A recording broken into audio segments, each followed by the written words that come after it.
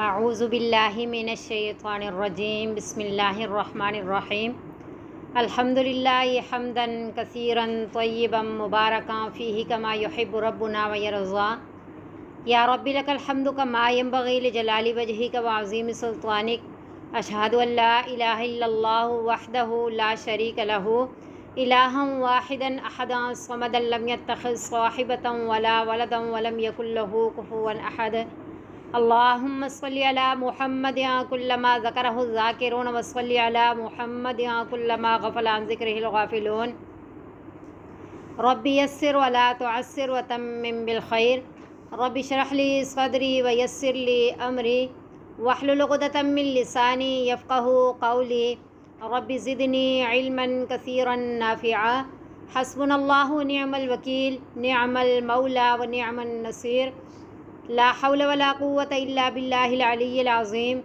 وما توفیقی الا باللہ علیہ توکلت والیہ انیب سبحانک لا علم لنا الا ما علمتنا انک انت العلیم الحکیم۔ بسم اللہ الرحمن الرحیم۔ ہم پڑھ رہے ہیں پارہ نمبر 4 سورہ آل عمران۔ پارہ نمبر 4 کا رکوع نمبر 5 چل رہا ہے۔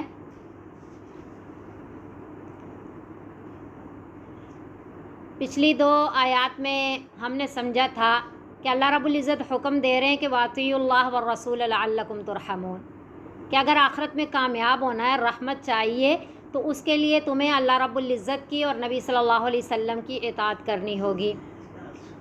وسارعوا الی مغفرۃ من ربکم وجنۃ عرضها السماوات والارض اعدت للمتقین۔ تو اس میں کہا گیا تھا کہ جلدی کرو مغفرت کی طرف، اپنے رب کی مغفرت کی طرف اور جنت کی طرف۔ تو مغفرت سے مراد اسباب مغفرت پڑھے تھے، سمجھے تھے کہ جو اعمال مغفرت کی طرف لے جانے والے ہوں ان میں جلدی کریں۔ یہاں بھی وسارعوا فرمایا کہ جلدی کرو، اسی طرح ایک جگہ فرمایا فاستبقوا الخیرات، نیکی کے کاموں میں، بہلائی کے کاموں میں سبقت لے جاؤ، اور ایک جگہ فرمایا وفی ذلک فلیتنافس المتنافسون، کہ ایک دوسرے سے بڑھ چڑھ کر کے آگے نکلنے کی کوشش کریں۔ لیکن ایک جگہ اللہ رب العزت قرآن شریف میں فرما رہے ہیں کہ وَلَا تَتَمَنَّوْا مَا فَضَّلَ اللَّهُ بِهِ بَعْضَكُمْ عَلَى بَعْضٍ، کہ تم میں سے بعض کو بعض پہ اللہ رب العزت نے جو فضیلت عطا فرمائی ہے اس کی تمنا بھی مت کرو۔ یہاں آگے بڑھنے کو کہا گیا اور وہاں تمنا کرنے سے بھی روک دیا گیا۔ تو اس میں کیا فرق ہے؟ فرق یہ ہے کہ جہاں تمنا کرنے سے روکا گیا اس میں وہ چیز ہے جو غیر اختیاری ہے۔ مثلا کوئی اونچے خاندان کا ہے تو دوسرا اب تمنا کرے کہ میں بھی اسی خاندان کا ہوں، تو ایسا ہو نہیں سکتا۔ کسی کی شکل و صورت اچھی ہے اور دوسرا تمنا کرے کہ میری شکل و صورت بھی ویسی ہو، تو ایسا ہو نہیں سکتا۔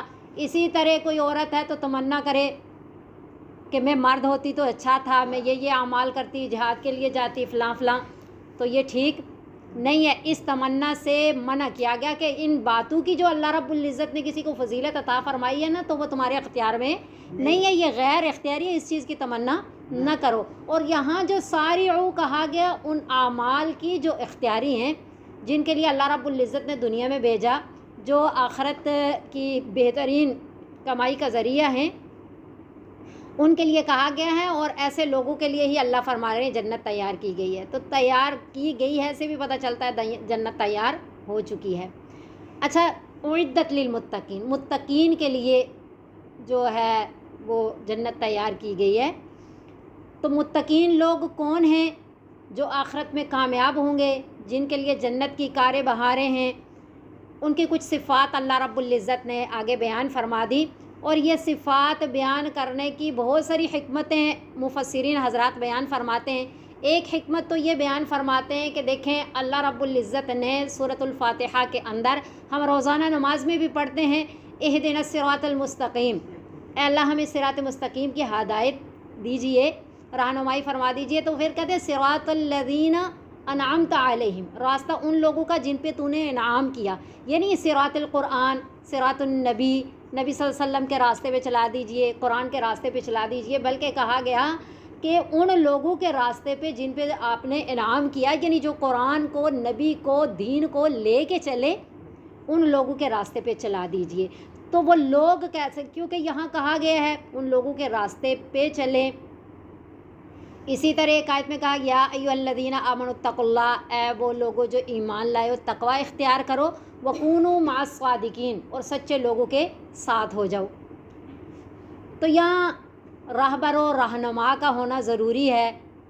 راہبر و رہنما کے بغیر، اس دن ہم بیان میں سن رہے تھے کہ اگر کوئی بہت متقی بھی ہے، بہت تقوی بری زندگی گزارتا ہے اعمال صالحہ والی، تو وہ بھی خطرے میں ہے، کیونکہ شیطان تکبر میں مبتلا کر دیتا ہے، عجب پسندی میں ڈال دیتا ہے، ریاکاری میں مبتلا کر دیتا ہے. تو جو جتنا آگے بڑھے اس کو بھی شیطان حملے کرنے سے پیچھے نہیں ہٹتا، کسی نہ کسی طریقے سے پھنساتا رہتا ہے. لیکن جب صحبت اولیاء یا ایسی مجالس میں شرکت ہوتی رہے تو پھر انسان کے اندر یہ بیماریاں جو روحانی ہیں وہ ختم ہوتی رہتی ہیں. تو اس لیے راہبر و رہنما کا ہونا ضروری ہے. صحابہ کرام رضوان اللہ علیہم اجمعین بہت نمازی بھی تھے، حاجی بھی تھے، ہر طرح کے اعمال انہوں نے کیے، لیکن انہیں صحبت کی وجہ سے صحابہ کا لقب ملا.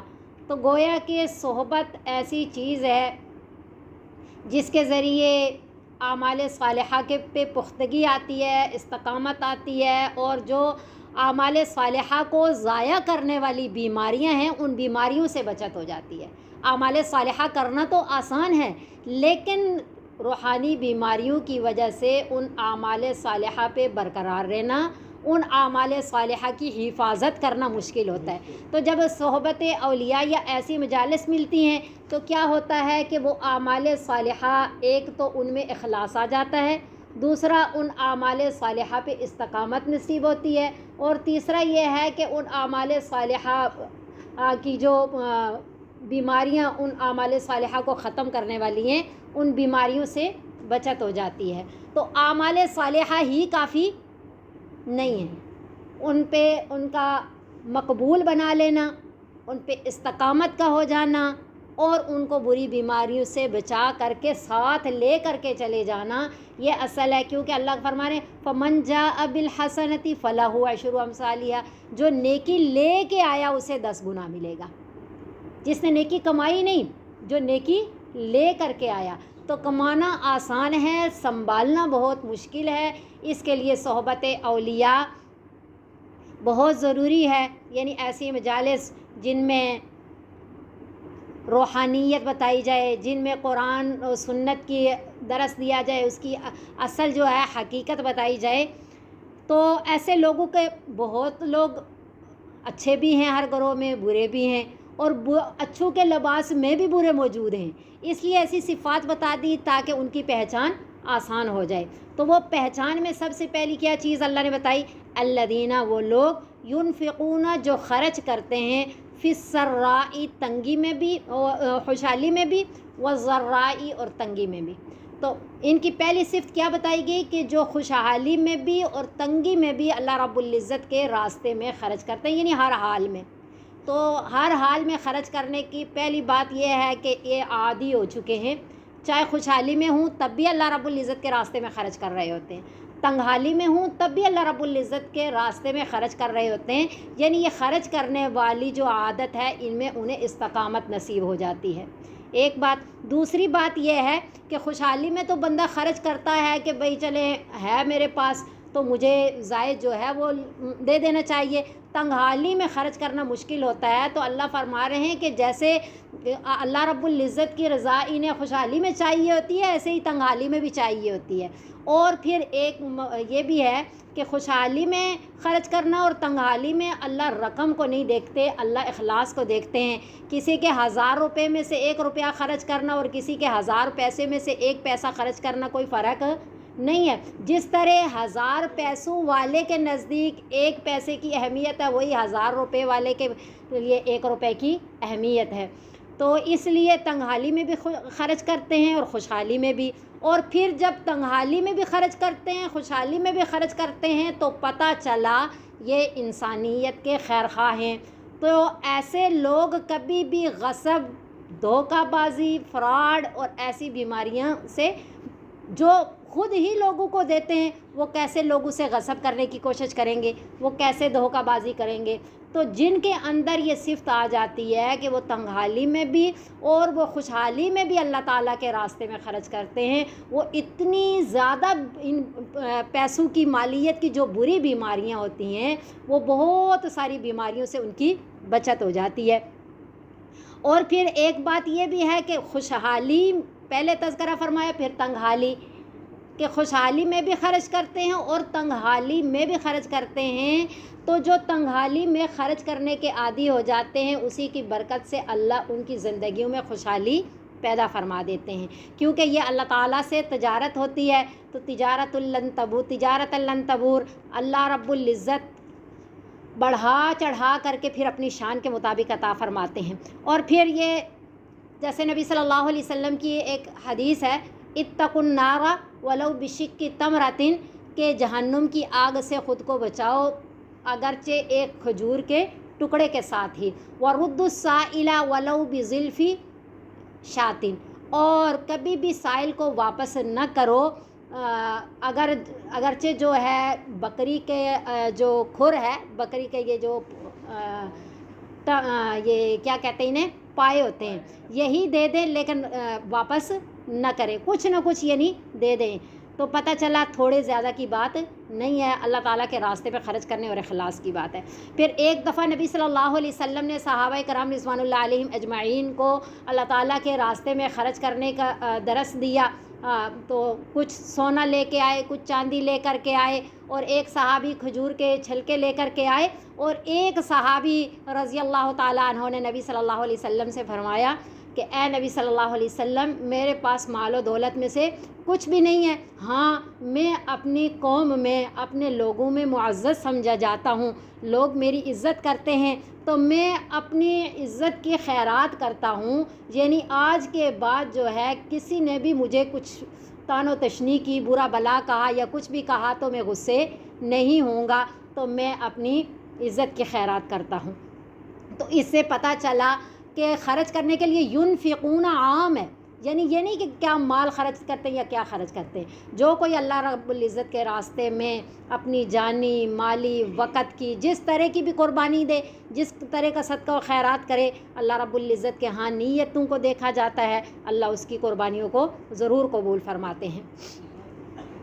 والکاظمین الغیظ، اور اس میں ایک بات اور بھی ہے، خوشحالی اور تنگ حالی دونوں کا تذکرہ کیوں کیا گیا کہ یہی دو موقع ایسے ہوتے ہیں جن میں اللہ کو بھولا جاتا ہے، اللہ کو بلا دیا جاتا ہے۔ ہم بھی معاشرے کے اندر دیکھتے ہیں نا، جب بہت زیادہ خوشحالی ہوتی ہے تب بھی ہم قرآن و سنت کو چھوڑ کے رسم و رواج میں پڑ جاتے ہیں، اور جب بہت تکلیف میں مبتلا ہوتے ہیں تو بھی ہم قرآن و سنت کو چھوڑ کر کے رسم و رواج کی طرف چلے جاتے ہیں، اللہ تعالیٰ کے دین کو، اللہ تعالیٰ کے راستے کو، اللہ تعالیٰ کے راستے میں خرچ کرنے کو چھوڑ دیتے ہیں۔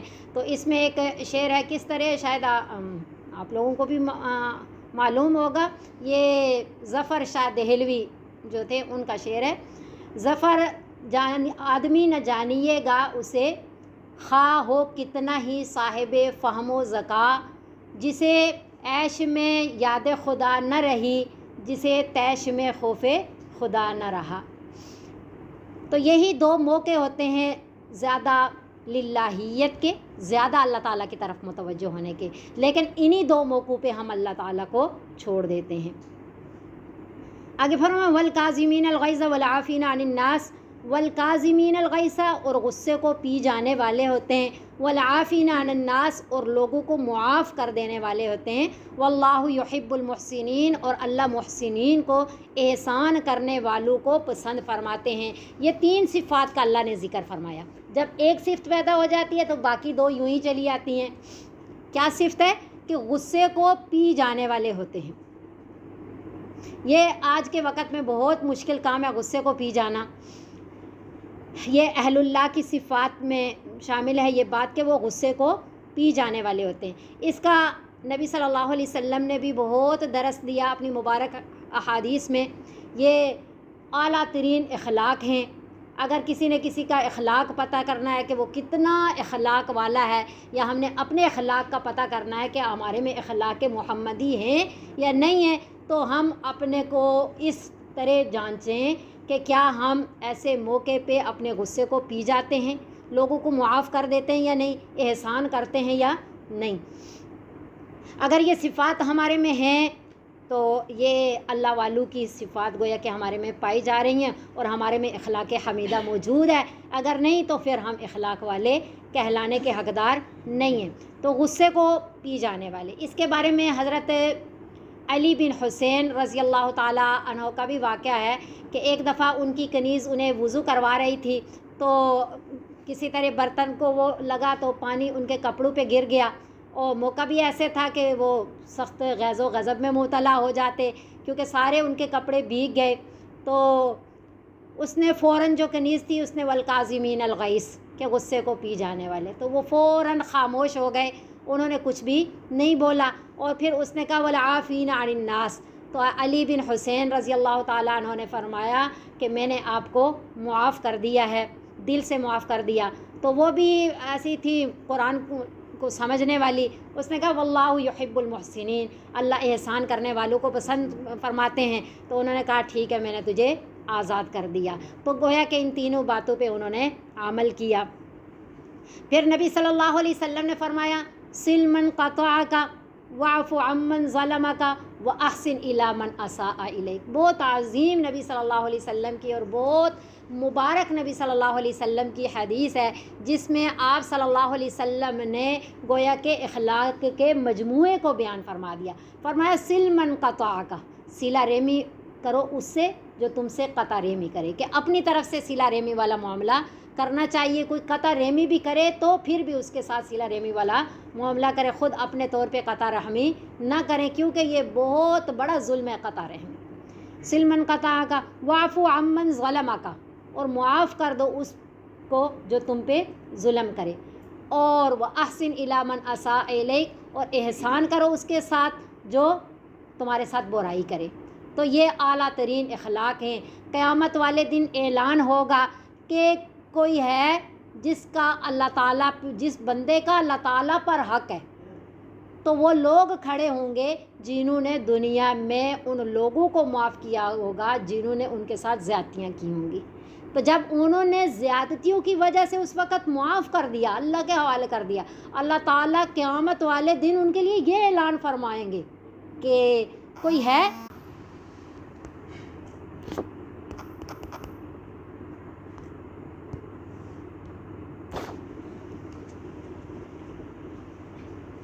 تو یہ اخلاق حمیدہ پیدا کرنا بہت مشکل ہے، لیکن جو نبی صلی اللہ علیہ وسلم نے طریقہ بتایا اس طریقے کے مطابق چلیں گے پھر ہمارے لیے آسان بھی ہو جائے گا، اور آخرت کے بہت درجات ہیں۔ اور پھر پورے قرآن شریف کے اندر 3 جگہ، پورے قرآن میں 3 جگہ اللہ رب العزت نے تذکرہ فرمایا کہ انسان کے 2 دشمن ہیں، ایک انسان کا انسان دشمن ہے اور ایک انسان کا شیطان دشمن ہے۔ دونوں سے بچنے کا 3 جگہ تذکرہ فرمایا اور اکٹھے فرمایا، انسان سے بھی بچنے کا، انسان کی شرورات سے، اور شیطان سے بھی بچنے کا۔ تینوں جگہ شیطان سے بچنے کا کیا طریقہ بتایا کہ شیطان ایسا ہمارا دشمن ہے کہ جس کو ہم دیکھ نہیں سکتے کہ کس وقت ہمارے پہ کس طریقے کے ساتھ حملہ کر رہا ہے، اور وہ حملہ کر کے ہمیں فتنوں میں مبتلا کر کے ہمارے سے گناہ کروا بھی چکا ہوتا ہے، پھر ہم متوجہ ہوتے ہیں کہ بھئی ہمارے سے گناہ ہو گیا۔ تو اس سے بچنے کا طریقہ اللہ رب العزت نے یہ بتایا کہ اللہ تعالیٰ کی پناہ میں آ جائیں، اور کوئی شیطان سے بچنے کا طریقہ نہیں ہے، کیونکہ اللہ اسے دیکھ رہے ہیں، ہم اسے دیکھ نہیں سکتے۔ اعوذ باللہ من الشیطان الرجیم، یہ معمول بھی بنا لینا چاہیے، صبح کو بھی 10 بار اور شام کو بھی 10 بار، کوئی گناہ ہو یا نہ ہو، شیطان مسلط ہو یا نہ ہو، ہر وقت خیر مسلط ہوتا ہے، اعوذ باللہ من الشیطان الرجیم 10 بار پڑھ لینا چاہیے۔ اور پھر انسان جو دشمن ہے اس سے بچنے کا، اس کے شرورات سے بچنے کا کیا طریقہ بتایا ادفع باللتی ہی احسن، ادفع باللتی ہی احسن فاذا الذی بینک وبینہ عداوۃ کأنہ ولی حمیم۔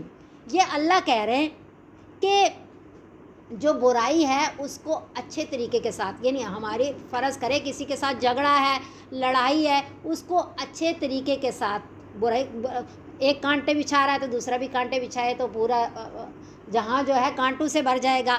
تو اگر برائی کا بدلہ اچھائی سے دیں تو ہوگا کیا کہ اللہ فرما رہے ہیں کہ ادفع باللتی ہی احسن فاذا الذی بینک و بینہ عداوۃ، پس وہ شخص کہ تمہارے اور اس کے درمیان سخت قسم کی دشمنی ہے تو اس طریقے کے ساتھ کأنہ ولی حمیم، وہ تمہارا گہرا دوست بن جائے گا.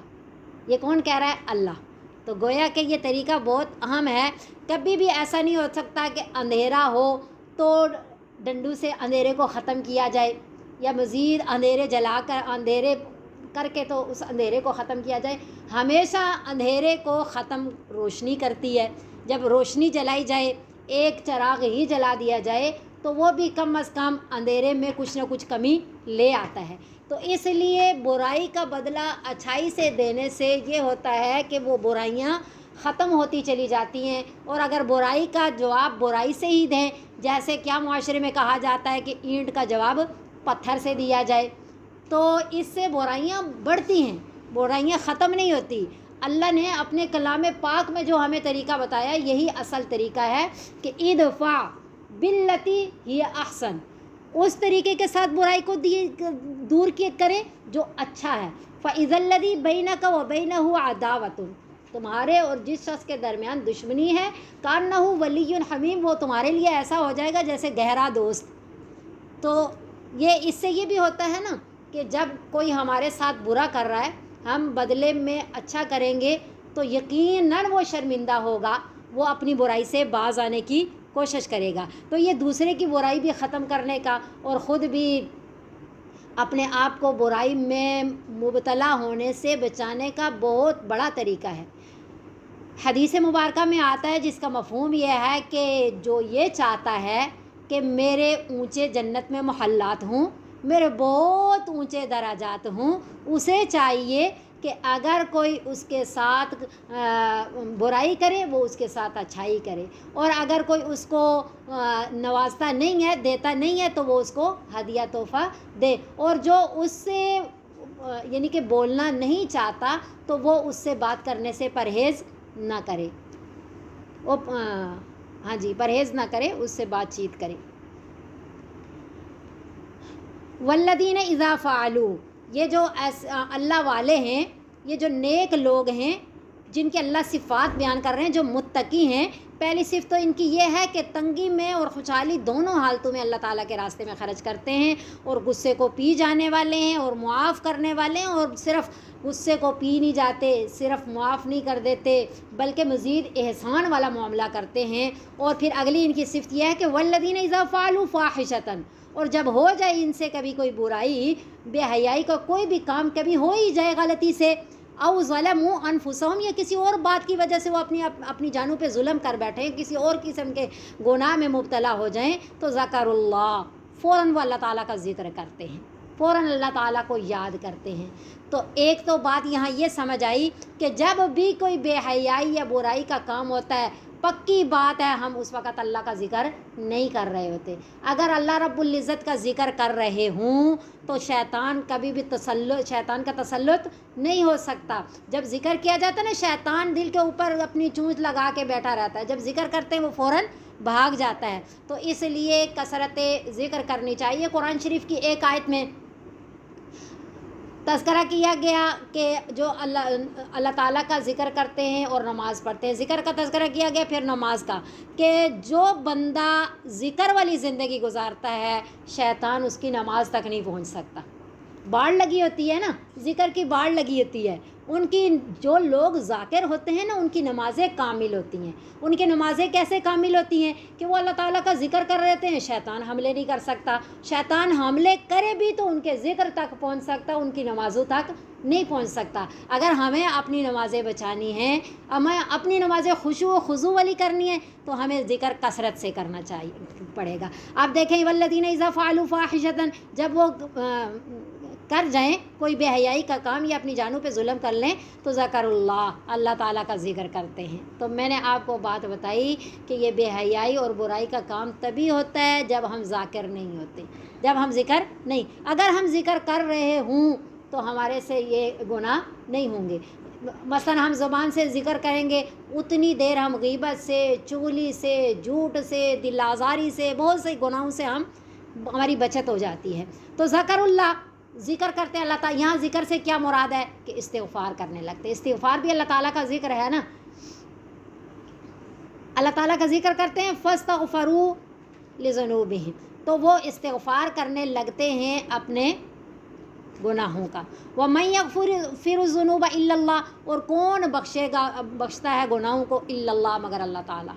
اللہ تعالیٰ کے علاوہ کوئی بھی گناہوں کو بخشنے والا نہیں ہے. سید الاستغفار میں ہم یہی پڑھ رہے ہوتے ہیں نا, فاغفر لی فإنہ لا یغفر الذنوب الا انت, اے اللہ ہمارے گناہوں کو بخش دیجئے کیونکہ آپ کے علاوہ کوئی بھی گناہوں کو بخشنے والا نہیں ہے. اور ان کی شان کیا ہے, یہ جو کبھی ان سے گناہ ہو بھی جائے نا, یہ جو اللہ والے ہیں, جو نیکوکار لوگ ہیں, کہ وَلَمْ يُصِرُّوا عَلَى مَا فَعَلُوا, اور نہیں وہ مصر رہتے اس پہ جو انہوں نے کیا. کہ اگر ان سے کوئی گناہ ہو بھی جاتا ہے تو پھر وہ اس پہ ڈٹ نہیں جاتے, مصر نہیں ہو جاتے, بار بار اس میں نہیں پڑتے رہتے, بلکہ گناہ ہو جاتا ہے اس کے بعد اللہ تعالیٰ سے معافیاں مانگ کر کے اس گناہ کو مٹانے کی کوشش کرتے ہیں, اور بعد میں اس کی طرف نہیں جاتے, اس کی طرف بار بار لوٹتے نہیں ہیں. کیونکہ صغیرہ گناہ بھی اصرار سے کبیرہ بن جاتا ہے.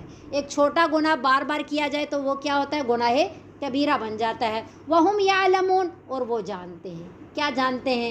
وہ ان کا عقیدہ بھی ٹھیک ہے, عمل بھی ٹھیک ہے. وہ یہ جانتے ہیں کہ ہمارے سے گناہ ہو گئے تو ہمیں پھر اب استغفار کرنا پڑے گا, اور استغفار گناہوں کو معاف کرنے والی اللہ تعالیٰ کی ذات ہے.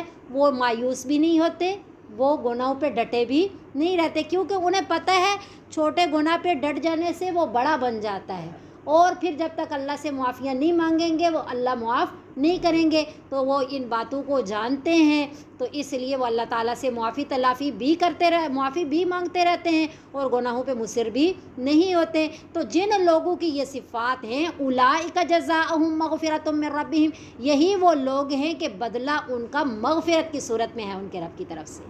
کہ وسارعوا الی مغفرۃ, ہم نے پیچھے پڑھا نا کہ مغفرت کی طرف جلدی کرو. تو یہ مغفرت ملے گی کون, جلدی کن اعمال کے ساتھ کریں؟ یہ اعمال جو ہم نے ابھی پڑھے ہیں, ان اعمال کے ذریعے مغفرت کی جانب جلدی کرو, تو پھر اللہ ضرور انعام کی صورت میں تمہاری مغفرت کرے گا, فضل والا معاملہ کرے گا, اپنی جنت کی نعمتیں عطا فرمائے گا. تو اللہ وہی فرما رہے ہیں کہ جب سارعوا الی مغفرۃ ہوگا, یہ اعمال کریں گے, تو پھر اللہ اولئک جزاؤہم مغفرۃ من ربہم, یہی وہ لوگ ہیں کہ بدلہ ان کا مغفرت ہے ان کے رب کی طرف سے. وجنات, اور باغات, دو چیزیں کا کہا تھا نا جلدی کریں, مغفرت کی جانب جلدی کریں اور جنت کی جانب. پھر اعمال بتائے کہ یہ اعمال کریں, ان اعمال کو اپنائیں, تو پھر تم گویا کہ مغفرت اور جنت کی طرف جلدی کرنے والے ہو. تو پھر اللہ تمہیں وعدے کے مطابق مغفرت اور جنت عطا کرے گا. اور کیسی جنتیں؟ تجری من تحتها الانہار, چلتی ہوں گی ان کے نیچے سے نہریں. خالدین فیہا, ہمیشہ ہمیشہ رہیں گے, فیہا, اس میں. یہ وہ نعمت کے اوپر نعمت ہے. ایک تو جنت کا مل جانا ہے, جنت کی نعمتیں ہیں, اور جنت کی نعمتیں کیسی ہیں؟ دنیا و ما فیہا سے بڑھ کر کے. اور پھر اس میں جو خالدین فیہا کا بات ہے نا کہ ہمیشہ ہمیشہ, دنیا میں جتنی بھی نعمتیں مل جائیں نا, میں اکثر کہتی ہوں دو خطرے لگے ہوتے ہیں, یا بندے نے نعمتوں کے بیچ میں سے چلے جانا ہے, یا نعمت انہیں چھن جانا ہے.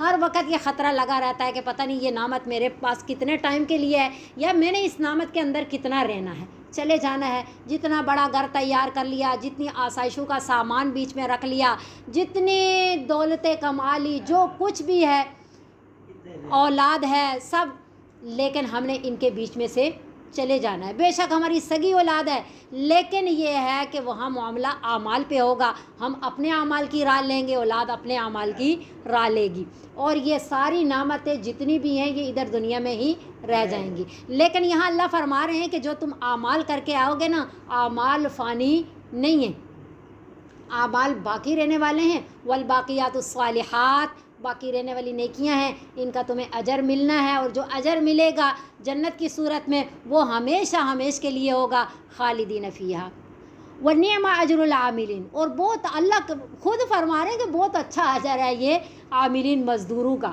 یہ جو مزدوری کر کے آئے نا دنیا میں، یہ کام کر کے آئے، جو ڈیوٹی لگائی تھی نا کہ یوں کرنا، یہ اچھے کام کرنا، ان برائیوں سے بچنا، تو بالکل جو ویسی ہی ڈیوٹی دے کر کے آئے، اتنی مزدوری کر کے آئے ہیں، اللہ فرما رہے ہیں یہ بہت اچھی مزدوری ہے ان کے لیے۔ قد خلت من قبلکم سنن، تحقیق گزر چکی تم سے پہلے، گزر چکے بہت سے سنن واقعات، بہت سی امتیں قومیں آئیں جنہوں نے اللہ تعالیٰ کی نافرمانیاں کی، اللہ رب العزت نے دنیا کے اندر انہیں تباہ و برباد کیا۔ زمین میں چل پھر کر دیکھ لو، فتیل کا خاویتن، گری پڑی ہیں بستیاں۔ تو فسیروا فی الارض، پس چلو زمین میں، فانظروا، پس دیکھو، کیف کان عاقبۃ المکذبین، کیسا ہوا انجام تکذیب کرنے والوں کا، جو جھٹلاتے ہیں، جو اعمال صالحہ والی زندگی نہیں گزارتے، اعمال صالحہ والی زندگی گزارنے والوں سے دشمنی کرتے ہیں، اللہ انہیں دنیا میں بھی تباہ و برباد کرتا ہے۔ ھذا بیان للناس، یہ بات بتا کر کے اللہ فرما رہے ہیں یہ اعلان ہے ساری انسانیت کے لیے، غور سے سن لو کہ جو اچھے کام کر کے جائے گا اسے کیا ملے گا، اور جو برے کام کرے گا اسے کیا ملے گا۔ یہ اعلان ہے، یہ بیان ہے ساری انسانیت کے لیے، وَھُدًى وَمَوْعِظَةً لِّلْمُتَّقِينَ، اور ہدایت کا ذریعہ ہے اور نصیحت ہے تقوی والوں کے لیے، کہ وہ جب ایسی باتیں سنتے ہیں تو مزید اپنے تقوی میں آگے بڑھ جاتے ہیں۔ پھر آگے غزوہ احد کے ہم پڑھ رہے تھے، اسی کا دوبارہ تذکرہ ہو رہا ہے، صحابہ کرام رضوان اللہ علیہم اجمعین۔ جیسا پہلے بھی ہم نے غزوہ احد میں پڑھا کہ مسلمانوں کی تعداد 1000 تھی، کافروں کی تعداد 3000 تھی۔ نبی صلی اللہ علیہ وسلم نے بہت بہترین طریقے سے صف بندی کی، اور ایک سپہ سالار کی اس میں کمان کے طور پہ 50 تیر اندازوں کا دستہ عقب میں، یعنی پیچھے ٹیلے پہ کھڑا کیا کہ جب تک میں نہ کہوں یہاں سے ہٹنا نہیں ہے۔ تو اس میں تھوڑی سی شروع میں تو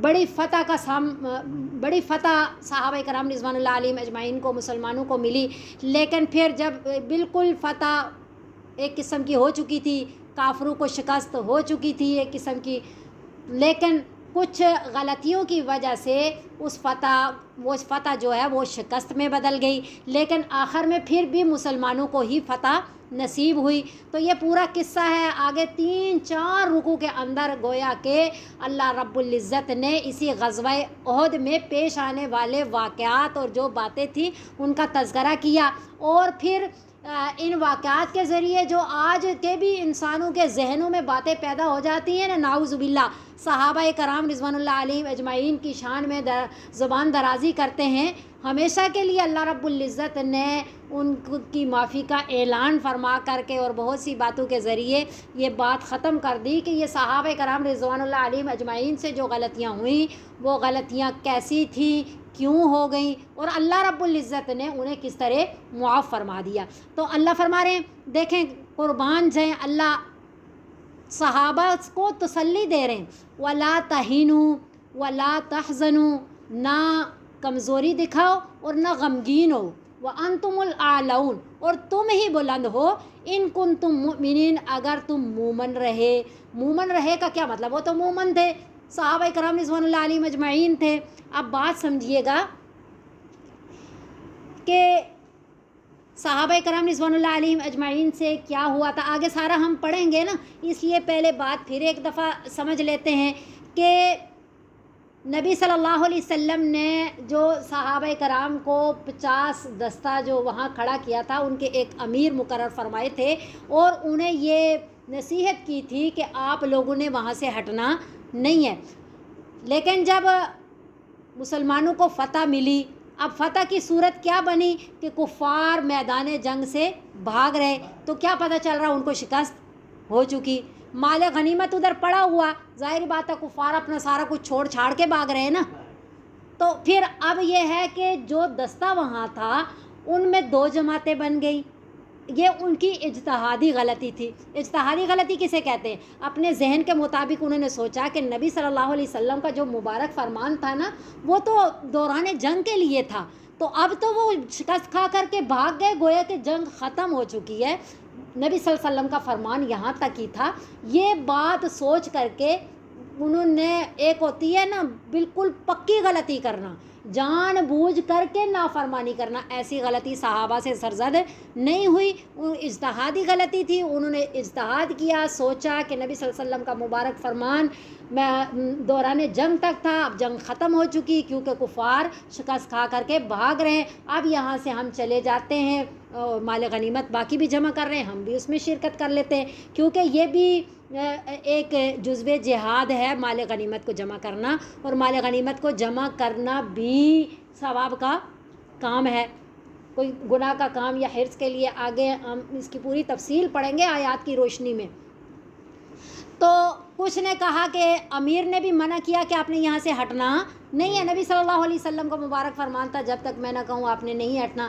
تو کچھ لوگ جو ہے وہاں جمے رہے، امیر بھی وہاں ٹھہرے رہے. خالد بن ولید ابھی مسلمان نہیں ہوئے تھے، وہ جو ہے پہاڑی کے پیچھے سے چکر کاٹ کر کے دوبارہ انہوں نے حملہ کیا. اور ظاہری بات ہے صحابہ کرام رضوان اللہ علیہم اجمعین ایک جنگ کی جو کیفیت ہوتی ہے پورے توجہ سے اور اس سے لڑائی ہو رہی ہوتی ہے، اس کیفیت میں نہیں تھے. جب اس کیفیت میں نہیں تھے، اچانک سے حملہ ہوا تو ادھر سے جو کفار بھاگ رہے تھے وہ بھی واپس آ گئے، دونوں سائڈوں سے حملہ ہو رہا ہے، اور ایک ہنگامی صورت، یہ بھی یاد رکھیے گا، ایک ہنگامی صورت بن گئی ہے. ایک ہے کہ صحابہ کرام رضوان اللہ علیہم اجمعین جان بوجھ کر کے نعوذ باللہ جہاد سے بھاگنے کی کوشش کریں، اسلام سے بھاگنے کی کوشش کریں، ایسا کوئی بات. ایک ہنگامی صورت ہوئی، اچانک سے صحابہ کرام رضوان اللہ علیہم اجمعین پیچھے بھاگنا شروع ہو گئے، اور ساتھ ہی خبر پھیل گئی کہ نبی صلی اللہ علیہ وسلم جو ہے وہ شہید ہو گئے. اب 3 باتیں تھیں، میدان جنگ سے گرم ہے، اوپر سے ملی ہوئی فتح شکست میں بدل رہی ہے، کیسے انسان کی دل کی کیفیت کیسے ہو جاتی ہے، اور اوپر سے جو سید الانبیاء صلی اللہ علیہ وسلم جن پہ صحابہ کرام نے اپنی جانیں واری، جن پہ اپنی اولاد نچھاور کی، جن کے دین پہ عمل کرنے کے لیے، ان کی صحبت اختیار کرنے کے لیے اپنا مال جانیں، یہ وہ صحابہ ہیں جو مکہ میں سب کچھ چھوڑ چھاڑ کر کے آئے، اپنی بیویاں چھوڑ آئے، اپنی جائیدادیں چھوڑ آئے. کیسے وہ نبی کو چھوڑ سکتے تھے؟ کیسے وہ اس دین کو چھوڑ کر کے، میدان کو چھوڑ کر کے بھاگ سکتے تھے؟ ایک ہنگامی صورت تھی، ملی جلی کیفیات تھی، میدان دوبارہ جنگ سے گرم ہو گیا، او ملی فتح شکست میں بدلنے لگی. اچانک سے دونوں سائڈوں پہ حملہ ہو گیا، ادھر سے خبر مل رہی ہے نبی صلی اللہ علیہ وسلم بھی شہید ہو گئے. اب اندازہ لگائیے ان صحابہ کی کیا کیفیات ہوں گی. تو ان سے غلطی ہو گئی. اب پہلے جنہوں نے وہ ٹیلا چھوڑا مال غنیمت، ان سے غلطی ہوئی. پھر صحابہ جو میدان جنگ چھوڑ کر کے ہنگامی صورت میں پیچھے کو بھاگنے لگے، یہ غلطی ہوئی. اب یہ غلطی صحابہ کرام رضوان اللہ علیہم اجمعین سے جان بوجھ کر کے یا اسلام چھوڑنے یا میدان جہاد چھوڑنے یا نبی صلی اللہ علیہ وسلم کو چھوڑنے یا جان بوجھ کر کے دین کی، نبی کی نافرمانی کرنے والی غلطیاں نہیں تھیں، لیکن اللہ رب العزت نے صحابہ کرام رضوان اللہ علیہم اجمعین کو اقوام عالم کا امام بنانا تھا، ان کو امامت دینی تھی، ان کے ذریعے پوری دنیا میں اسلام پھیلنا تھا. ان کے ایمان کو اللہ رب العزت نے معیار ایمان بنایا کہ اگر ایمان، اصل میں ایمان کو پہچاننا چاہتے ہو تو صحابہ کے ایمان کو دیکھو کہ صحابہ کیسے مومن تھے. تو اس لیے اللہ رب العزت نے ملے جلے انداز میں کہیں عتاب بھی کیا، سخت قسم کی ڈانٹ بھی پلائی، اور پھر اللہ ہی ساتھ سہارا بھی دے رہے ہیں، تسلیاں بھی دے رہے ہیں، معافی کا اعلان بھی کر رہے ہیں، اور اللہ فرما رہے ہیں کہ گو کہ غلطی ہے تمہاری لیکن یہ ایک آزمائش تھی، اس کے ذریعے مزید جب مومن پہ تکلیف آتی ہے نا وہ اور اللہ کے قریب ہوتا ہے، وہ اور اپنے اندر سے معافیاں تلافیاں کر کے گناہوں کی آلودگی ہر چیز کو ختم کر کے اور جڑ جاتا ہے۔ تو یہ مزید جو ہے وہ صحابہ اور عظیم بنے۔ تو اللہ فرما رہے ہیں وَلَا تَهِنُوا، نہ سستی دکھاؤ، وَلَا تَحْزَنُوا، اور غمگین بھی نہ ہو، نہ غمگین ہو، وَأَنْتُمُ الْأَعْلَوْنَ، تم ہی غالب ہو، ان کنتم مؤمنین، اگر تم مومن رہے۔ کیا مطلب ہے؟ پہلا یہاں سبق اللہ نے ساری انسانیت کو قیامت تک آنے والوں کو یہ دیا کہ کبھی بھی تم سے کوئی غلطی ہو جائے نا تو پچھلے غموں کو لے کر کے اگلے مستقبل کو خراب نہ کرنا، ولا تحزنوا ولا تہنوا، کمی ہو گئی ہے تو پھر سست نہ پڑ جاؤ، ہمت کر کے اٹھ کھڑے ہو اور پچھلے دکھوں پہ کو ہمیشہ دلوں میں تازہ رکھ کر کے اپنے مستقبل کو خراب نہ کرو، اس پہ معافی تلافی کر کے ان کو ختم کر کے آگے چلو، غلبہ ملے گا۔ ہاں کب ملے گا؟ ان کنتم مؤمنین، اگر تم مومن ہو، یعنی ایمان کے تقاضے پورے کر رہے ہو کہ آئندہ ایسا نہیں کرو گے، آئندہ جو ہے اپنے جہاد کی اسلحے کی صورت میں، اسباب کی صورت میں، توکل اللہ کی صورت میں، ایمان کے کمال کی صورت میں، یہ جتنے اللہ طریقے بتا رہے ہیں نا ان سارے طریقوں کو قائم رکھو گے، یعنی ایمان کے تقاضوں کو۔ اب اللہ پہ بھروسہ رکھنا ایمان کا تقاضا ہے، اور اللہ تعالیٰ سے گناہ پہ معافیاں مانگنا ایمان کا تقاضا ہے، اسباب کو حد الوسع اختیار کرنا یہ ایمان کا تقاضا ہے۔ ان تقاضوں کو پورا کرو گے اللہ ضرور غلبہ عطا فرمائے گا۔ ان یمسسکم کرحن، پھر بہت ساری حکمتیں اللہ فرما رہے ہیں آپ پریشان نہ ہوں، یہ ایسا ہو گیا تو اللہ کی اس میں بہت ساری حکمتیں ہیں۔ ان یمسسکم کرحن، اگر تمہیں زخم پہنچا ہے تو فقد مس القوم کرح مثلہ، تحقیق پہنچ چکا ہے لوگوں کو زخم اسی جیسا۔ تمہارے 70 ابھی مارے گئے، اگر شہید ہوئے تو غزوہ بدر میں ان کے بھی تو 70 مارے گئے اور 70 جو ہے قید ہوئے، وہ پچھلی دفعہ وہ ہار گئے تھے، ابھی تمہیں وقتی شکست کا سامنا کرنا پڑا۔ تو یہ تو باتیں ہوتی رہتی ہیں، یہ تو آزمائش کا گھر ہے، یہ تو دنیا ہے، اللہ کا قانون ہے، وَتِلْكَ الْأَيَّامُ نُدَاوِلُهَا بَيْنَ النَّاسِ، یہ دن گھومتے رہتے ہیں، عدل بدل کرتے رہتے ہیں اللہ انہیں لوگوں کے درمیان میں۔ کبھی کسی کو فتح مل جاتی ہے تو کبھی کسی کو شکست کا سامنا کرنا پڑتا ہے تو کبھی کسی کو، حالات آتے رہتے ہیں، کبھی تنگی آتی ہے کبھی خوشحالی آتی ہے۔ تو یہ نہیں تنگی آئی تو اللہ سے دور ہو گئے، خوشحالی ہوئی تو خوشحالی کے ذریعے اللہ سے دور ہو گئے، نہیں، تنگی اور تکلیف دونوں اللہ تعالیٰ کی طرف سے آتے رہتے ہیں اور ہر ایک پہ آتے رہتے ہیں۔ اور ایک مقصد اور کیا ہے حکمت، وَلِيَعْلَمَ اللَّهُ الَّذِينَ آمَنُوا، تاکہ جانچ لے اللہ رب العزت ان لوگوں کو جو ایمان لائے۔ اللہ کو جانچنے کی ضرورت نہیں، اللہ کو سب معلوم ہے، لیکن عام جو انسانیت کے اعتبار سے بات ہے نا کہ اس طرح ایمان والے اور مومن بن جائیں گے، جب ان کو آزمائش آئی نا وہ اور پریشان ہوں گے، کیوں نافرمانی ہوئی، معافیاں تلافیاں مانگیں گے اور ان کا دل ستھرا ہوگا اور اللہ کے قریب ہوں گے تو پتہ چلے گا واقعی یہ مومن ہے۔ وَيَتَّخِذَ مِنْكُمْ شُهَدَاءَ، اور بنا لے تم میں سے کچھ کو شہید۔ تو کچھ کے قسمت میں شہادت لکھی ہوئی تھی، اللہ نے انہیں شہید کرنا تھا تو اس لیے جو ہے یہ ایسا پیش آیا۔ واللہ لا يحب الظالمین، اور اللہ نہیں پسند کرتے ظالموں کو۔ یہ نہ سمجھ بیٹھنا کہ ان کو فتح ملی تو اللہ ظالموں سے محبت کرتا ہے۔ بعض دفعہ ایسا ہوتا ہے نا دل میں بات آ جاتی ہے، تو صحابہ کو اللہ کہہ رہے ہیں کہ آپ کو کتنی شکست کا سامنا کرنا پڑا، زخم بھی لگے، چکنا زخموں سے چور ہوئے، نبی صلی اللہ علیہ وسلم کی ذات اقدس کو بھی زخم لگ گیا، پھر نبی صلی اللہ علیہ وسلم کی نافرمانی ہو گئی، آپ صلی اللہ علیہ وسلم کا دل دکھا، پھر شکست کا سامنا کرنا پڑا، کتنے ملی جلی باتیں ہو گئی، اور ادھر کافروں کو آرام سے فتح ملی۔ تو یہ نہ سوچنا کہ اللہ ان سے محبت کرتا ہے، وہ ظالم ہے، اللہ ان سے محبت نہیں کرتے۔ یہ کیوں ہوا؟ وَلِيُمَحِّصَ اللَّهُ الَّذِينَ آمَنُوا، تاکہ صاف کر دے اللہ تعالیٰ، خالص کر دے اللہ ان لوگوں کو جو ایمان لائے۔ ایمان والے بالکل گناہوں سے بھی پاک صاف ہو جائیں اور نکھر کر کے سامنے آ جائیں۔ وَيَمْحَقَ الْكَافِرِينَ، اور اللہ کافروں کو مٹائے۔ تو پریشانی آ جاتی ہے، پریشان مت ہوں. ام حسبتم ان تدخلوا الجنت، کیا خیال کرتے ہو تم یہ کہ داخل ہو جاؤ گے تم جنت میں؟ ولما یعلم اللہ الذین جاہدوا، اور البتہ ابھی تک نہیں جانچا اللہ نے ان لوگوں کو کہ جو جہاد کرنے والے ہیں، منکم تم میں سے، ویعلم الصابرین، اور البتہ ابھی تک نہیں جانا یعنی ثابت قدم رہنے والوں کو، کہ ثابت قدم رہنے والے جہاد کرنے والے کون سے ہیں. یعنی میدانوں کے ذریعے یہ بات کھل کر کے سامنے آتی ہے، اس میں شکست بھی ہوتی ہے اور تکلیفوں کا سامنا بھی کرنا پڑتا ہے. جنت اتنی آسان نہیں ہے کہ آپ کہو کہ بس ہم نے اسلام قبول کر لیا اور کچھ اعمال کر لیے تو اب ہمیں جنت مل گئی. جنت بڑی سختیوں کے بعد ملتی ہے، بڑی آزمائشوں کے بعد ملتی ہے، بڑی دنیا کے اندر تکالیف کا سامنا کرنا پڑتا ہے، اور جب تکالیف آتی ہیں تو ثابت قدمی کا بھی پتہ چلتا ہے اور ایمان کے نکھار کا بھی پتہ چلتا ہے.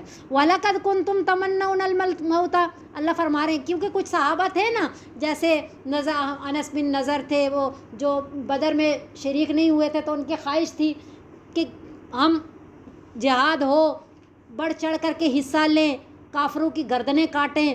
کتنے جذبے تھے ان میں، اور انہوں نے وہ جذبے بھی پورے کیے. اللہ اس کا بھی تذکرہ کر رہے ہیں کہ وَلَقَدْ كُنْتُمْ تَمَنَّوْنَ الْمَوْتَ مِنْ قَبْلِ، اور البتہ تحقیق تھے تم تمنا کرتے موت کی اس سے پہلے، أَن تَلْقَوْهُ، یہ کہ تم ملو اس سے، فقد رأیتموہ، پس تحقیق دیکھ لیا تم نے اس کو، وانتم تنظرون، اور تم دیکھ رہے ہو کہ اپنی آنکھوں سے سامنے تم نے اس کو دیکھ لیا. اچھا آگے آیت ہے جس میں ایک قرآنی راز بھی ہے. قرآنی راز کیا ہے کہ اس وقت جو خبر مشہور ہوئی نبی صلی اللہ علیہ وسلم کی شہید ہونے کی، اس میں کیا تھا؟ اس میں یہ تھا کہ ایک قرآنی راز بھی تھا کہ اللہ رب العزت صحابہ کرام رضوان اللہ علیہم اجمعین جو جماعت تھی ان کے اندر کیا تھا، وہ اپنی جانیں نچھاور کرتے تھے نبی صلی اللہ علیہ وسلم پہ. تو خطرہ تھا کہ نبی صلی اللہ علیہ وسلم کی وفات ہو جائے تو کہیں یہ بہک نہ جائیں، ایسا، یا پھر کوئی ان کی زندگیوں میں ایسا وہ نہ ہو جیسے عیسائیوں میں ہوا، جیسے یہودیوں میں ہوا، کہ وہ محبت میں اتنے آگے بڑھے کہ اپنے انبیاء کی پرستی شروع کر دی، اپنے انبیاء کو ہی خدا کہہ بیٹھے. تو اللہ رب العزت نے نبی صلی اللہ علیہ وسلم کی زندگی میں ہی نبی صلی اللہ علیہ وسلم کی وفات کی خبر مشہور ہوئی، تاکہ جو صحابہ سے ایسے موقع پہ غلطیاں ہوں، اپنی زندگی میں اپنی ہی زبانی نبی صلی اللہ علیہ وسلم ان کو اس چیز کا درس دے لیں، اس کو سمجھا لیں، تاکہ یہود و نصارہ والی باتیں ان میں پیدا نہ ہوں. وما محمد الا رسول، اور نہیں ہے محمد صلی اللہ علیہ وسلم مگر رسول ہی، ایک رسول ہی تو ہیں، کوئی اللہ تو نہیں ہے. اصل کیا ہے؟ اللہ تعالیٰ کا دین ہے. نبی صلی اللہ علیہ وسلم اگر دنیا سے رخصت بھی ہو گئے تو تم نے دین اور جہاد تو اسی طرح کرنا ہے، دین پہ عمل پیرا تو ہمیشہ کے لیے رہنا ہے. نبی تو تشریف ہی دین سمجھانے کے لیے لائے ہیں، اور نبی صلی اللہ علیہ وسلم کی وفات کی خبر سن کے تم کیا دین چھوڑ دو گے؟ کیا تم میدان چھوڑ دو گے؟ یہ تو نبی صلی اللہ علیہ وسلم دین اور جہاد اور یہ دین پہ عمل پیرا ہونے کی جو باتیں یہی سکھانے آئے ہیں، یہ تو تم نے ان کی وفات کے بعد بھی اسی طرح ان پہ عمل پیرا رہنا ہے. یہ رسول ہے، کوئی خدا نہیں ہے جو ہمیشہ باقی رہے. ہر نبی کو وفات ہوئی، اس سے پہلے بھی انہوں نے بھی دنیا سے چلے جانا ہے. ہاں تم نے ڈگمگانا نہیں ہے، تم نے دین کو چھوڑنا نہیں ہے. جو راستہ نبی دے کے گئے اس راستے پہ مستقیم رہنا ہے. نہیں ہے محمد صلی اللہ علیہ وسلم اگر ایک رسول ہی، قد خلت من قبلہ الرسول، تحقیق گزر چکے آپ صلی اللہ علیہ وسلم سے پہلے کئی رسول کے، وہ بھی رسول تھے، انہیں بھی اموات آئیں، وہ بھی دنیا سے گئے. اسی طرح نبی صلی اللہ علیہ وسلم بھی دنیا سے چلے گئے. ہاں یہ بات یاد رکھنا کہ افئم ماتا، پس اگر وفات پا گئے نبی صلی اللہ علیہ وسلم، او قتلا، اگر شہید کر دیے گئے، تو انقلبتم علی اعقابکم، کیا تم الٹے پاؤں پھر جاؤ گے؟ ومن ينقلب علی عقبیہ، یاد رکھنا جو الٹے پاؤں پھر گیا، جو لوٹا اپنی ایڑیوں کے بل یعنی الٹے پاؤں پھر گیا، فلن یضر اللہ شیئا، پس ہرگز نہیں نقصان دے سکتا وہ اللہ تعالیٰ کو کچھ بھی. اس کے پھر جانے سے اسلام کو، دین کو، اللہ کو کوئی نقصان نہیں ہوگا، وہ اپنا نقصان کر بیٹھے گا. اس لیے ابھی سے سمجھ لیں کہ آپ نے کوئی ایسی بات کرنی نہیں ہے. اصل دین ہے, دین کو لے کے چلنا ہے, جس کو سکھانے کے لیے نبی صلی اللہ علیہ وسلم تشریف لائے, دانت مبارک شہید ہوئے, نالین مبارک خون سے بھر گئے, دن رات قربانیاں 23 سالہ کی ہیں, اور وہ کس لیے تھی؟ اس دین کی خاطر تھی. اس کو نہ چھوڑیے گا. وسن یجزی اللہ الشاکرین, اور ان قریب بدلہ دے گا اللہ تعالیٰ شاکرین کو. وما کان لنفس, اور نہیں ہے کسی بھی جان کے لیے ان تموتا, یہ کہ وہ مرے, الا باذن اللہ, مگر اللہ تعالیٰ کے حکم کے ساتھ, کتابا مؤجلہ, مقرر مدت پر. یہاں 2 باتیں اللہ بتا رہے ہیں, بہت توجہ سے سنیے گا. ہم بھی آج یہی 2 باتیں یاد رکھیں. جب بھی کسی کی وفات ہو جائے تو انہی 2 باتوں کے ذریعے درس دیں, تسلی دیں, تعزیت کریں. کیا کہ کوئی جان اس کے اندر اختیاری نہیں ہے کہ وہ خود مر سکے یا زیادہ جی سکے. ہوگا کس طرح؟ اللہ تعالیٰ کے حکم کے ساتھ ہوگا. جو بھی مرے گا اللہ کے حکم کے ساتھ مرے گا. اور جب اللہ تعالیٰ کے حکم کے ساتھ مر رہا ہے تو کیا ہونا چاہیے؟ یہاں راضی رہنا چاہیے, کیونکہ اللہ کا حکم ہے. اللہ کے حکم کے مبدل میں راضی رہنے کے علاوہ کوئی چارہ نہیں ہے. تو اس لیے جب بھی کسی کی وفات جس عمر میں بھی ہوئی, جس رشتے کی بھی ہوئی, پہلا ذہن میں بات یہ رکھے کہ یہ اللہ کا حکم ہے, اور اللہ کے حکم پہ راضی رہنا مومن کی شان ہے, اس لیے راضی رہنا ہے. دوسری بات, کتاب مؤجلہ, اللہ نے لکھ دیا ہے, ہو ہی نہیں سکتا آگے پیچھے ہو. 1 سیکنڈ بھی نہ میرے رونے سے, نہ واویلے سے, نہ کوئی ہاسپٹل, نہ کوئی دعا, نہ کوئی دنیا میں سبب ہے ہی نہیں جو کسی کو موت سے روک سکے. کوئی سبب ایسا اللہ نے پیدا نہیں کیا جو اس کی زندگی کے 1 سیکنڈ کو کم یا زیادہ کر سکے. یہ 2 باتیں اٹل ہیں. کون سی؟ بِإِذْنِ اللہ, کتاب مؤجلہ, اللہ کے حکم سے ہے, راضی رہیں. مقرر مدت ہے, اس لیے حسرت نہ کریں. حسرت نہ کریں کہ کاش تھوڑا عرصہ یوں اور زندہ, کاش میں یوں کر لیتی تو بچت ہو جاتی. ایسا ہو ہی نہیں سکتا. وہ کتابم مؤجلہ ہے, وہ بِإِذْنِ اللہ ہے. تو یہ 2 باتیں ہمیشہ, بِإِذْنِ اللہ, کتابم مؤجلہ. بِإِذْنِ اللہ ہمیں اس چیز کا درس دیتا ہے ہم راضی رہیں. کتابم مؤجلہ ہمیں یہ درس دیتا ہے کہ ہم حسرت نہ کریں. اچھا, آگے صحابہ کے لیے پھر نبی صلی اللہ رب العزت فرما رہے ہیں, وَمَن يُرِدْ ثَوَابَ الدُّنْيَا نُؤْتِهِ مِنْهَا, اور جو کوئی ارادہ کرے دنیا کے ثواب کا, دیں گے ہم اس کو اسی سے. وَمَن يُرِدْ ثَوَابَ الْآخِرَةِ نُؤْتِهِ مِنْهَا, اور جو کوئی ارادہ کرے چاہے آخرت کا ثواب تو دیں گے ہم اس کو اس سے, یعنی آخرت سے دیں گے. تو یہ صحابہ کرام رضوان اللہ علیہم اجمعین جو مال غنیمت جمع کرنے چلے گئے تھے, ان کو تنبیہ کی جا رہی ہے.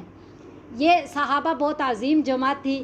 اللہ نے ان کو اتنے سخت الفاظ سے عتاب کیا, ڈانٹا کہ جو دنیا چاہتے ہیں ان کو دنیا ملے گی, جو آخرت چاہتے ہیں ان کو آخرت ملے گی. یہ اللہ کی ایک ڈانٹ تھی. جتنا مرتبہ زیادہ, قربت زیادہ ہوتی ہے, ان کو ڈانٹ بھی اسی طرح سخت دی جاتی ہے. جیسے ہم پڑھتے ہیں نا, اللہ رب العزت عبس و تولی, تیوری چڑھائی اور منہ پھیرا, ان جاءہ الاعمی, جب اس کے پاس آیا اندھا نابینا. عبداللہ بن ام مکتوم کا واقعہ ہے نا کہ نبی صلی اللہ علیہ وسلم سے مسئلہ پوچھنے آئے تھے, کافی لوگ بیٹھے ہوئے تھے, تو نبی صلی اللہ علیہ وسلم نے یوں تھوڑا اس چیز کا اظہار کیا کہ میں آپ کو بعد میں بتاتا ہوں, ابھی ادھر محفل چل رہی ہے. تو اللہ کو یہ بات اچھی نہ لگی, تو اللہ نے غائب کے صیغے استعمال کیے. غائب کے یعنی کہ میں کسی اور سے بات کر رہا ہوں, گویا کہ عبس و تولی, تیوری چڑھائی اور منہ پھیرا, جب آیا اس کے پاس نابینا. یہاں تک اللہ نے ڈانٹ پلائی, غائب کے صیغے استعمال کیے کہ گویا کہ میں آپ سے بات ہی نہیں کر رہا. تو پھر جب محبوب تھے, ظاہری بات ہے اتنی بھی تو ڈانٹ نہیں, آگے کیا آپ کون سے صیغے ہو؟ عبس و تولی ان جاءہ الاعمی وما یدریک. پھر مخاطب کے کہ کیا معلوم آپ کو ہے نبی صلی اللہ علیہ وسلم, شاید کہ وہ سمجھ جاتے, ان کو اس بات میں ابھی جو بات بتاتے اس پہ عمل پیرا ہو کر کے کتنا ان کا فائدہ ہو جاتا. تو بہرحال اس طرح جتنی قربت ہوتی ہے اتنی غلطی زیادہ سخت لگتی ہے. مثلاً کوئی اور بھی, مجھے امید نہیں تھی آپ تو میرے بڑے بیٹے ہو, آپ کو تو زیادہ سمجھ ہے, آپ تو مجھے سمجھتے بھی ہو, جانتے ہو, مجھے امید نہیں تھی آپ سے یہ غلطی ہوگی. جیسے نبی صلی اللہ علیہ وسلم نے بھی ایک دفعہ حضرت عمر رضی اللہ تعالیٰ عنہ نے کوئی بات کی تو نبی صلی اللہ علیہ وسلم نے فرمایا کہ عمر مجھے یہ یقین نہیں تھا آپ ایسی بات کرو گے. تو جتنا قریب ہوتا ہے اس کی تھوڑی سی بھی غلطی بہت بڑی ہوتی ہے اور اس کو ڈانٹ بھی زیادہ. اسی طرح صحابہ کو بھی, ورنہ آپ سمجھے کہ ایک شرعی ضابطہ تھا کہ فلاں کو اتنی مال غنیمت ملے گا, کیا وہ لوگ آگے جمع کرتے تو ان کو حصہ زیادہ ملنا تھا؟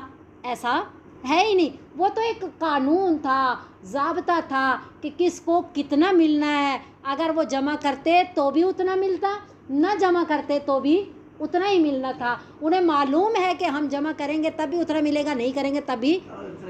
مال کی محبت میں وہ نہیں آئی. ہاں بشریت کا تقاضا ہے, کچھ اگر ان کے دلوں میں خیال پیدا ہو گیا تو اللہ تعالیٰ کو وہ خیال بھی ان کا پسند نہ آیا, اس لیے اللہ رب العزت نے ان کو عطاب فرمایا. وَسَنَجْزِي الشَّاكِرِينَ, اور ان کی بدلہ دیں گے ہم شاکرین کو. وَكَأَيٍّ مِّن نَبِيٍّ, پھر اللہ رب العزت صحابہ کرام رضوان اللہ علیہ مجمعین کو نا, پہلے جو نیک لوگ تھے جنہوں نے انبیاء کے ساتھ مل کر کے جنگیں کی, تو ان کی بات بتا رہے. ہم دیکھیں, میں یہ کوئی مثال نہیں دے رہی یا اس کے ساتھ تشبیہ نہیں دے رہی. ویسے ایک بات کہ ہم بھی جب بچوں کو سمجھاتے ہیں نا تو پہلے کہ دیکھو ان کی خوبیاں بیان کر کے کہ آپ تو بہت قریب ہو, آپ کو تو سب سمجھ ہے, پھر بھی آپ نے ایسا کیا, یوں کر کے ڈانٹ پلاتے ہیں. پھر کسی دوسرے کی مثال دے کے کہ دیکھو فلاں تو ایسا نہیں کرتا, انہوں نے کیا کچھ کیا, تو پھر انہی کو دیکھتے ہوئے آپ کو. تو اب اللہ رب العزت صحابہ کو پچھلے ان کی نبی اور ان کے ساتھ جو مل کر کے جنہوں نے جہاد کیا ان کے واقعات سنا کر کے بتا رہے ہیں کہ دیکھو انہوں نے کیا کیا, پھر تمہیں بھی ویسا کرنا چاہیے. کہا وَقَأَيٍّ مِّن نَبِيٍّ, اور کتنے ہی ایسے نبی گزرے ہیں کہ قاتلا, جہاد کیا, معاہو, ان کے ساتھ مل کر کے, ربیون کثیر, بہت زیادہ ربیین اللہ والوں نے, نیک لوگوں نے, علماء نے. تو جب انہوں نے جہاد کیا تو ان کے اندر کیا بات تھی؟ فما وہنو, پس نہیں سستی, کمزوری نہیں دکھائی انہوں نے, لما اصابہم فی سبیل اللہ, جو مصیبت پہنچی انہیں اللہ تعالیٰ کے راستے میں. تو پہلی صفت ان کی کیا ہے کہ انہوں نے کمزوری نہیں دکھائی. وما ضعفوا, نہ سستی نہیں دکھائی. وما ضعفوا, اور نہ ہی انہوں نے کمزوری, دل کی کمزوری, جسم کی کمزوری کے آگے پیچھے ہوں یہ وہ. وما استکانوا, اور نہ ہی وہ دبے ہیں, کافروں سے دبے نہیں ہیں کہ کافروں سے خوشامد کرنا شروع ہو جائیں یا ایسی ویسی باتیں یا ان سے دب جائیں. نہ انہوں نے سستی دکھائی, نہ وہ کمزور پڑے, نہ وہ دبے. واللہ یحب الصابرین, اور اللہ پسند کرتے ہیں ایسے صابرین, ثابت قدم رہنے والوں کو, کہ جو ایسے ثابت قدم رہتے ہیں اللہ ان سے محبت کرتے ہیں. تو یہ تو ان کے افعال تھے, ان کے اقوال کیا تھے؟ وما کان قولہم, اور نہیں تھی بات ان کی الا, مگر, اور کچھ بھی نہیں کہتے. کیا کہتے تھے؟ ان قالو, یہ کہ انہوں نے کہا ربنا اغفر لنا, اے اللہ ہمیں بخش دیجئے, ہمیں معاف فرما دیجئے, ذنوبنا, ہمارے گناہ, اے اللہ ہمارے گناہوں کو بخش دیجئے. واسرافنا فی امرنا, تو میدان جنگ میں یا جہاد میں یا ان ساری باتوں میں جو ہمارے سے کوتاہیاں ہو گئیں, زیادتیاں ہو گئیں, اے اللہ وہ زیادتیاں بھی ہمیں معاف فرما دیجئے. جو بھی کمیاں, کوتاہیاں, جو کچھ بھی ہے اللہ ہمیں معاف فرما دیجئے. وثبت اقدامنا, اور ہمارے قدموں کو ثابت فرما دیجئے, یعنی ہمیں ثابت قدمی کی دولت عطا فرما دیجئے. وانصرنا علی القوم الکافرین, اور ہماری مدد فرما دیجئے کافر لوگوں پر. اب اس دعا میں دیکھیے کہ اللہ اوپر ان کی تعریفیں کر رہے ہیں. کیا تعریفیں کر رہے ہیں؟ کہ نہ ہی انہوں نے سستی دکھائی, نہ ہی وہ کمزور پڑے, نہ ہی وہ دبے. پھر اللہ فرما رہے ہیں کہ اللہ یہ ثابت قدم لوگ ہیں اور اللہ ان سے محبت کرتا ہے. کتنی شان ہے. لیکن اللہ ان کا قول بتا رہے ہیں کہ وہ کیا کہہ رہے, وہ کیا کہہ رہے کہ اللہ, یہ ان میں اچھائیاں تھیں, اللہ نے تعریف کی, اللہ نے اپنی محبت کا اظہار بھی کیا کہ میں ان سے محبت کرتا ہوں. لیکن ان کی بات بتائی کہ وہ کیا کہتے ہیں, اے اللہ ہمارے گناہ معاف فرما دیجیے, کیونکہ وہ کہہ رہے ہیں گناہ. اور پھر جو کمیاں کوتاہیاں یہ جہاد میں آگے پیچھے ہونے میں جو ہم سے ہو گئی نا, زیادتیاں ویادتیاں, اللہ وہ بھی معاف فرما دیجیے. پھر ہمیں ثابت قدم رکھیے اور ہمیں کافر قوم پہ, لوگوں پہ مدد. اب یہاں پہ ایک بات سمجھیے گا کہ فواللہ لولا اللہ مہتدینا وما تصدقنا وما صلینا. اللہ کی قسم، کیا کہتے ہیں نبی صلی اللہ علیہ وسلم کہ اللہ کی قسم اگر اللہ کا فضل نہ ہوتا ہم ہدایت کبھی بھی نہ پا سکتے، ہم کبھی بھی صدقہ و خیرات نہ کر سکتے، اور ہم کبھی بھی نمازیں نہ پڑھ سکتے. یہ صرف اللہ تعالیٰ کا فضل ہے.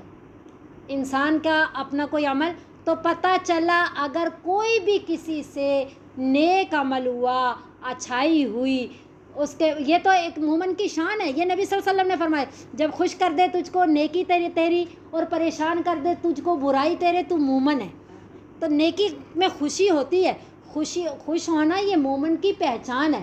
اترانا جو ہے یہ مومن کی شان نہیں ہے. تو یہ بندہ اترائے کہ میں نے یہ نیکی کی، میں اتنے تقوی والی ہوں، یہ کام تو میں بھی کرتی ہوں، اتنے صدقہ و خیرات میرے سے یہ بھی ہوتا ہے، میں تو تہجد میں بھی اٹھتی ہوں، میں تو قرآن شریف کی تلاوت کرتی ہوں، فلاں ساری. اپنے یہ نہیں کہ ایسے طریقے سے اپنے دل میں اپنے اعمال کو گمانا یا زبان سے دوسرے کے سامنے اس چیز کا اظہار کرنا کہ اس میں اترانے والی بات ہے، اس میں تکبر والا، اس میں عجب پسندی کی بو آ رہی ہو، یہ اللہ تعالیٰ کو پسند نہیں ہے. تو انہوں نے اس چیز کو ختم کیا کہ ربنا اغفر لنا ذنوبنا. تو یہ اللہ کا فضل ہوتا ہے. فواللہ لولا اللہ، بس اللہ کی قسم اگر اللہ کا فضل نہ ہوتا تو مہتدینا، ہم کبھی بھی ہدایت نہ پاتے، ولا تصدقنا، ہم کبھی بھی صدقہ و خیرات نہ کر سکتے، ولا صلینا، اور نہ ہی ہم نماز پڑھ سکتے. تو جب بھی کوئی نیکی کا کام ہو خالص اس کو اللہ کا فضل سمجھتے ہوئے سب سے پہلے جو ہے اللہ تعالیٰ کا شکر ادا کرنا چاہیے کہ اے اللہ آپ نے فضل فرمایا، میں اس لائق تو نہیں تھی، میں نے تو کوئی ایسا کام نہیں کیا کہ آپ جیسی عظیم ذات کا میرے پہ فضل ہو جائے. آپ نے فضل فرمایا، الحمدللہ رب العالمین. اللہم لک الحمد حمدا دائما مع دوامک، وَلَكَ الْحَمْدُ حَمْدًا خَالِدًا مَعَ خُلُودِكَ، وَلَكَ الْحَمْدُ حَمْدًا لَا مُنْتَهَى لَهُ دُونَ مَشِيَّتِكَ، وَلَكَ الْحَمْدُ حَمْدًا لَا يُرِيدُ قَائِلُهُ إِلَّا رِضَاكَ، وَلَكَ الْحَمْدُ حَمْدًا عِنْدَ كُلِّ طَرْفَةِ عَيْنٍ وَتَنَفُّسِ كُلِّ نَفْسٍ. صرف آخری کا ترجمہ میں بتا دیتی ہوں کہ یا اللہ آپ کا میں شکر ادا کرتی ہوں، آپ کی تعریف ہر پلک کے جھپکنے پہ اور ہر سانس کے آنے جانے پہ. تو اللہ کا اربو خربو شکر احسان. ایک بات کہ اللہ کا فضل ہے. دوسری بات یہ ہے کہ انسان پوری رات سجدے میں پڑا رہے تو وہ مالک الملک والملکوت کی شان کے مطابق کبھی بھی وہ عمل کر ہی نہیں سکتا. اگر کر سکتا تو نبی صلی اللہ علیہ وسلم ما عبدناک حق عبادتک نہ فرماتے کہ اتنا نبی صلی اللہ علیہ وسلم کے حتیٰ یتورمت قدماہ، کہ آپ اتنا اللہ کے یاد میں رات کو کھڑے رہتے کہ آپ کے پاؤں میں ورم پڑ جاتا، لیکن آپ کیا فرماتے کہ اے اللہ میں نے آپ کے عبادت کرنے کے حق کی ادائیگی نہیں کی، میں نے آپ کی اس طرح عبادت نہیں کی جس طرح کرنی چاہیے تھی. ما عرفنا کا حق کا معرفتی، اے اللہ میں نے آپ کو ویسا نہ پہچانا جیسا آپ کو پہچاننا چاہیے تھا. تو پتہ چلا کہ ہم اللہ تعالیٰ کی شان کے مطابق کبھی بھی عمل نہیں کر سکتے. ہماری تو وہ حالت ہے جیسے ہم بچے کو پہلے دن اسکول میں بھیجے نا تو کاپی پہ لائنیں لگا کر کے آئے تو ہم سو پیار کرتے ہیں کہ اللہ میرے بچے نے کتنا پیارا لکھا. وہی آپ نے پہلے دن ایسا لکھ لیا، اتنا اچھا، میں نے تو آپ کو آئس کریم کھلانی ہے، یہ انعام آپ کا ہے. کتنا ہم انعام دیتے ہیں حالانکہ کوئی لفظ سمجھے آنے والا نہیں ہے، کیونکہ اس نے کیا لکھا اسے خود نہیں سمجھ اس نے کیا لکھا. لیکن یہ ہے کہ ماں کی ممتا ہے، ماں کی محبت ہے، ماں اس چیز کو سمجھتی ہے کہ اس کو ابھی اس چیز کی پتہ ہی نہیں ہے. یہی معاملہ اللہ وحدہ لا شریک کا، اللہ مالک الملک والملکوت کا ہمارے ساتھ ہے کہ ہمارے ذرے برابر عمل کو اللہ اتنا وہ، جیسے اللہ نے ابھی کیا فرمایا وما ضعفوا وما استکانوا، شان بیان کر رہے ہیں اللہ، تعریفیں کر رہے ہیں اللہ. تو پھر کیا ہونا چاہیے جب ہمارا عمل اللہ کی شان کے مطابق ہے ہی نہیں تو پھر کیا ہونا چاہیے، ہم کیسے کامیاب ہوں گے؟ اس کے بارے میں اللہ قرآن میں فرماتے تتجافا جنوبہم عن المضاجع یدعون ربہم خوفا وطمعا، کہ وہ پوری رات ان کے پہلو بستروں سے جدا رہتے ہیں، وہ اللہ کی یاد میں لگے رہتے ہیں. لیکن وہ بالاسحار ہم یستغفرون، سحری کے ٹائم وہ کیا کرتے ہیں؟ استغفار کرتے ہیں. تو عبادت جو ہے ہماری، کہتے ہیں حسنات الابراری سیئات المقربین، جو ابرار نیک لوگوں کی نیکیاں ہیں نا وہ مقربین کی برائیاں ہیں. مقربین انہیں اپنے گناہ سمجھا کرتے تھے، ہم جن کو اپنی نیکیاں سمجھتے ہیں وہ ان کے گناہ ہوا کرتے تھے. مثلا ہماری جیسی عبادت اس کو وہ گناہ سمجھتے تھے.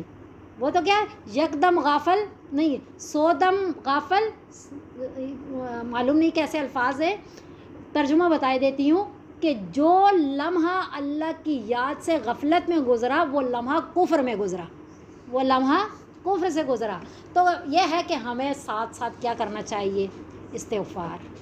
قرآن شریف کے اندر اللہ رب العزت نے جہاں جس عبادت کا بھی تذکرہ کیا، حج کا تذکرہ کیا اینڈ پہ استغفار کا، جہاد کا تذکرہ کیا آخر میں استغفار کا، نماز کا تذکرہ کیا ساتھ استغفار کا. ہر عبادت کے بعد اللہ رب العزت نے استغفار کا تذکرہ کیا. تو ہمیں استغفار کا دامن نہیں چھوڑنا چاہیے. التائب من الذنب کمن لا ذنب لہ، گناہوں سے توبہ استغفار کرنے والا ایسا ہے جیسا کہ اس نے گناہ کیا ہی نہیں. اور یہ بھی اللہ تعالیٰ کی محبت کھینچنے کا ایک ذریعہ ہے، کیونکہ اللہ فرماتے ہیں ان اللہ یحب التوابین، اللہ توبہ کرنے والوں کو پسند فرماتے ہیں. طوبیٰ لمن وجد فی صحیفتی استغفارا کثیرا، خوشخبری ہے اس انسان کے لیے جو اپنے نامہ اعمال میں استغفار زیادہ پائے. اور استغفار وہ ہتھیار ہے کہ جتنی رکی ہوئی چیز ہوتی ہیں نا نعمتیں وہ برس پڑتی ہیں. فَقُلْتُ اسْتَغْفِرُوا رَبَّكُمْ إِنَّهُ كَانَ غَفَّارًا يُرْسِلِ السَّمَاءَ عَلَيْكُمْ مِدْرَارًا، کہ تم اللہ تعالیٰ سے استغفار کرو، اللہ تعالیٰ غفار ہے، معاف فرما دے گا. جب استغفار کرو گے تو یرسل السماء علیکم مدرارا، مسلادھار بارشیں برسائے گا. ویمددکم باموال وبنین، تمہیں مال و دولت عطا فرمائے گا، تمہیں اولاد نرینہ عطا فرمائے گا. ویجعل لکم جنات ویجعل لکم انہارا، تمہیں نہریں چشمے عطا کرے گا، تمہیں فصلیں باغات عطا کرے گا، ہر طرح کی نعمتیں عطا فرمائے گا. کب؟ جب تم استغفار کرو گے. جو نعمتوں کے درمیان بند لگا ہوا ہے نا وہ تمہارے گناہ ہیں، ان کو کھولنے کی چابی کیا ہے؟ استغفار ہے. جب استغفار کرو گے ہر نعمت امڑ آئے گی، ہر گناہ اندر سے نکل جائے گا. جب گناہوں کی میل نکل جائے گی اللہ ضرور نوازیں گے. اس لیے بہت استغفار، اور استغفار وہ طاقت ہے کہ نبی اللہ رب العزت قرآن شریف میں فرما رہے وَمَا كَانَ اللَّهُ لِيُعَذِّبَهُمْ وَأَنْتَ فِيهِمْ، اللہ کیسے ان لوگوں کو عذاب دے گا حالانکہ اے نبی صلی اللہ علیہ وسلم آپ ان میں موجود ہیں، آپ کی موجودگی کی وجہ سے انہیں عذاب. وَمَا كَانَ اللَّهُ لِيُعَذِّبَهُمْ وَأَنْتَ فِيهِمْ وَمَا كَانَ اللَّهُ مُعَذِّبَهُمْ وَهُمْ يَسْتَغْفِرُونَ، اللہ انہیں کیسے عذاب دے سکتے ہیں حالانکہ یہ استغفار کر رہے ہیں. یعنی نبی صلی اللہ علیہ وسلم کی موجودگی سے بھی عذاب نہیں آ سکتا اور استغفار سے بھی عذاب نہیں آ سکتا. اتنی بڑی طاقت ہے استغفار، اس لیے کثرت استغفار کرنا چاہیے. ایک دو باتیں ہو گئیں، ایک تو اللہ تعالیٰ کا فضل ہے تو اترانا نہیں، ہمارا کوئی کمال نہیں، اللہ کا فضل ہے. دوسری بات ہے اللہ کے شایان شان عبادت نہیں ہے، اس لیے استغفار کرنا چاہیے. اور تیسری بات یہ ہے کہ ہم میں سے کسی کو بھی معلوم نہیں ہے کہ آج جو اعمال کر رہے ہیں ہم آخری سانس تک کر سکیں گے، آخری سانس تک کر سکیں گے. اس لیے جو ہے استقامت، جیسے انہوں نے کہا نا وثبت اقدامنا، ثابت قدمی، کہ یا اللہ ابھی تو آپ ہماری تعریفیں کر رہے ہیں نا، ابھی ہمارے سے اچھائی ہو گئی نا، ہم جانتے ہیں اچھائی کیسی ہے یا آپ جانتے ہیں ہماری اچھائی کیسی ہے، لیکن آپ ہمیں کمزور سمجھتے ہوئے جو ہے تعریفیں کر رہے ہیں. تو یہ ہے کہ ربنا اغفر لنا ذنوبنا، ہمیشہ استغفار کا دامن تھامے رکھیں. وہ اسرافنا فی امرنا، کہ کمیاں کوتاہیاں کبھی اپنے عمل کو کامل نہ سمجھیں، ہمارے اعمال ناقص ہیں. اور استقامت مانگتے رہیے. وانصرنا علی القوم الکافرین، کافر قوم پہ مدد. تو یہاں ہم ذہن میں شیطان بھی رکھ سکتے ہیں، اپنا نفس بھی رکھ سکتے ہیں، جو دنیا میں ہمارے دشمن ہیں ان کو بھی ذہن میں رکھ سکتے ہیں. اور یہ دعا اپنے معمولات میں شامل فرما لیں، بہت اہم دعا ہے. ربنا اغفر لنا ذنوبنا واسرافنا فی امرنا وثبت اقدامنا وانصرنا علی القوم الکافرین. جنہوں نے یہ دعا مانگی اللہ ان کی تعریف کر رہے ہیں کہ میں ان کی تعریف کر رہا ہوں، وہ اس طرح کی دعائیں کر رہے ہیں. تو فآتاہم اللہ ثواب الدنیا، بس دیا ان کو اللہ تعالیٰ نے دنیا کا ثواب. دنیا میں بھی اللہ رب العزت نے انہیں غلبہ عطا فرمایا، دنیا میں بھی اللہ نے ان کی نصرت فرمائی، دنیا میں بھی اللہ نے انہیں عزتیں عطا فرمائی. وحسن ثواب الآخرہ، اور دیکھیں دنیا کا جب بولا تو ثواب الدنیا، دنیا میں جو بھی مل رہے ختم ہو جانے والا ہے نا، لیکن آخرت کا کہا وحسن ثواب الآخرہ، اور آخرت کا ثواب بہترین ثواب جو نہ ختم ہونے والا ثواب ہے. اور وہ ایسا بھی ہے کہ جو بہترین ہے. بہترین کیا؟ جنت کی صورت میں، اللہ کی رضا کی صورت میں. اللہ کی رضا سے بڑھ کر کے کوئی نعمت ہے ہی نہیں، اس لیے بحسن ثواب الآخرہ واللہ یحب المحسنین، اور اللہ پسند کرتے ہیں احسان کرنے والوں کو، نیکی کرنے والوں کو. تو اللہ رب العزت یہ صفات، یہ اخلاق حمیدہ، یہ اخلاق فاضلہ اللہ ہمیں بھی عطا فرما دے. بس ایک بات درمیان میں یہاں تھوڑی سی رہ گئی ہے، اس کو میں دوبارہ سے بتائی دیتی ہوں. چھوٹی سی بات ہے جو الذین ینفقون فی السراء اعدت للمتقین میں تھا نا، کہ متقیوں کے لیے جنت تیار کی گئی ہے. اور تقوی والے کون سے ہیں؟ تقوی والوں کی بات اللہ نے صفات بیان شروع کی نا، تو یہ نہیں کہا جو نمازیں پڑھتے ہیں، روزہ رکھتے ہیں. پہلے شروع کس سے کی اللہ نے؟ الذین ینفقون فی السراء والضراء. دیکھیے نیک لوگوں کی صفات بیان ہو رہی ہیں، تو پہلے نماز، روزے، حج وغیرہ کا تذکرہ نہیں ہے، بلکہ کس کا ہے؟ معاشرت کا تذکرہ، حقوق العباد کا تذکرہ. پہلے حقوق العباد کا تذکرہ ہے، پھر حقوق اللہ کا تذکرہ ہے. پہلے اللہ کیا کہہ رہے ہیں؟ الذین ینفقون فی السراء. تو اب یہاں پہ بات سمجھیے گا کہ پہلے اللہ حقوق العباد کا تذکرہ فرما رہے ہیں، پھر حقوق اللہ کا تذکرہ فرما رہے ہیں. تو کیوں؟ بہت ساری حکمتیں ہوں گی. ایک تو بات یہ ہے کہ اصل تو اللہ کے حقوق ہیں، کیونکہ اللہ عظمت والی ذات ہے، لیکن اللہ نے بندوں کے حقوق پہلے بیان فرمائے، اس لیے کہ اللہ رب العزت کے ہم حقوق پورے کریں تو اللہ تعالیٰ کو کوئی فائدہ، نہ کریں تو اللہ تعالیٰ کو کوئی نقصان. ہم اللہ کے حقوق پورے کریں، اللہ اس کا محتاج نہیں ہے. جب ہم اللہ کے حقوق پورے کر رہے ہیں، ہم اپنا فائدہ کر رہے ہوتے ہیں. لیکن اس کے بالمقابل جو بندوں کے حقوق ہیں وہ حقوق کے محتاج ہیں. ہم حقوق نہیں پورے کریں گے، ان کو نقصان ہوگا. ہم ان کے حقوق پورے کریں گے، ان کو نفع ہوگا. وہ ہم ایک دوسرے کے حقوق پورے کرنے کے محتاج ہیں. اور کائنات کا جو نظام چلتا ہے یہ بھی حقوق کی ادائیگی پہ بھی چلتا ہے، حقوق کی ادائیگی پہ. جب حقوق کی ادائیگی نہیں ہوگی تو معاشرت نہیں چلے سکے گی، لڑائی جھگڑا فتنہ و فساد ہوگا. اس لیے پہلے حقوق العباد کو بیان کیا گیا. حقوق کی ادائیگی سے اوپر ایک بات ہے اخلاق فاضلہ. اخلاق فاضلہ جب آ جائیں تو جیسا ہم نے ابھی سمجھا کہ دشمن بھی کیا ہو جاتے ہیں؟